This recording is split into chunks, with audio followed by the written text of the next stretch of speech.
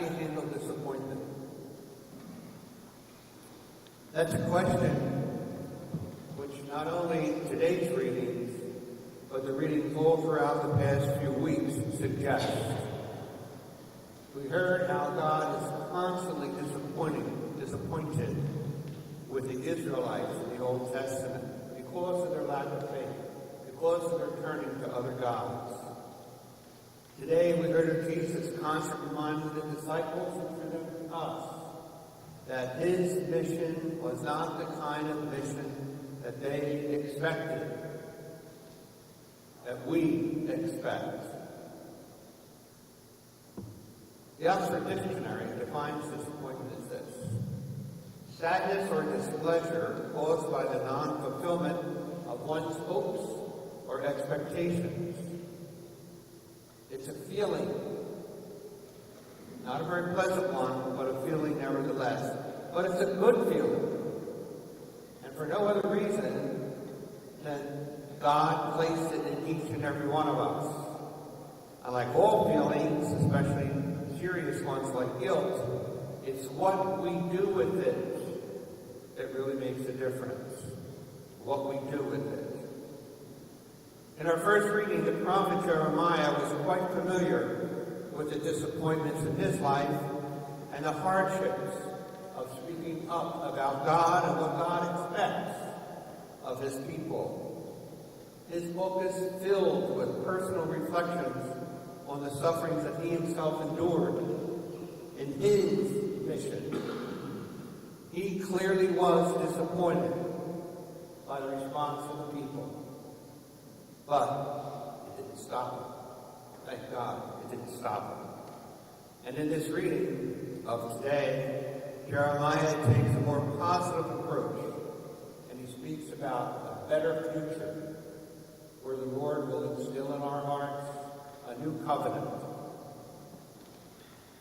And when I think of my own experience of disappointments, or other people who have shared their sense of disappointment with me, sometimes we can be disappointed by very remote or very non-personal things. Like, I am sure everybody, or most of you, are disappointed with the divisiveness in our country today.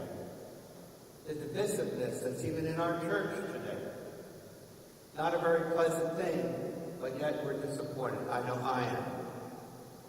I think of my own personal experiences when I was a high school principal during a very challenging time for parents, where they had to come in with their son, and we had to, quote, discuss the young man's disciplinary problems.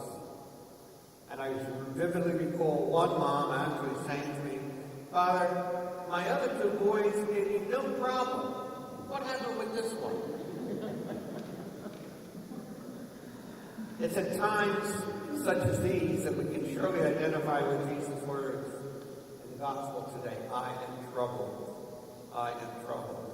I don't know if he was disappointed, but we do know that in a short bit of time, he's going to be praying to his Father to relieve him of his mission of suffering and of death. And then there's what I think is the absolutely worst kind of disappointment. That's the kind of disappointment where we are disappointed in ourselves. We might find ourselves asking, why in the world did I do that? Why did I say that? What got into me to do or say that? I don't know if you can identify with that, but I certainly can. There might be the experience where we thought we had a particular challenge overcome, and then we fail, or we relapse. And this is one time that's very dangerous, I think, because I think that the evil one does his best work when we're disappointed in ourselves, and when we say either, I can never do it. Or worse, I'm not worthy. I'm not worthy of doing it. Friends, here we are just 2 weeks away from Easter. And for those of us who are older, we might remember that this fifth Sunday, the Sunday before Palm Sunday, was called Passion Sunday. And I remember as a kid in my own parish in South Philly, how, in every parish, I guess, in those days, when I walked into church on Passion Sunday, an ominous scene appeared. All the statues and the crucifix were covered with purple. Nobody had to explain to me that this was a serious thing. I just got that feeling. And as I said, maybe those of you who are old enough might remember that. That experience adds to the drama of our own internal journey, which is the basic invitation of Lent. We're really invited to go inward and to ferret out those experiences and actions which cause God and us disappointment. Doesn't sound like a very pleasant thing to do, but I think it's something that is absolutely necessary for each and every person who takes her or his spiritual journey seriously.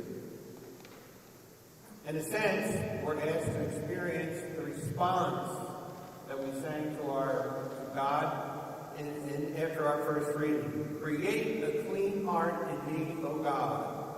And as you know, for the Jewish people, heart was the wholeness of the person, body, mind, spirit, the whole person. Create a clean heart. And clean isn't necessarily pure. It's to remove all those things that are distractions from our being obedient to the Lord. That's really what Lent is all about. That's really how we would adequately deal with, I think, our disappointments, personal and otherwise. Next Sunday, we're going to be in this church. We're going to walk with the Lord as he heard the crowd scream, Hosanna! Blessed is he who comes in the name of the Lord. And we're going to get our branches of palm, and we're going to give God glory by holding on to those palms and waving them in greeting to our Lord. But we know in just a short period of 1 week, at least in the liturgical year, probably some of those very people who are waving those palms, screaming Hosanna, are within the week, on that Friday, screaming Crucify him. Crucify him. Talk about disappointment. And so today, during these last 2 weeks of Lent, let us all resolve to face our disappointments, those within and those without.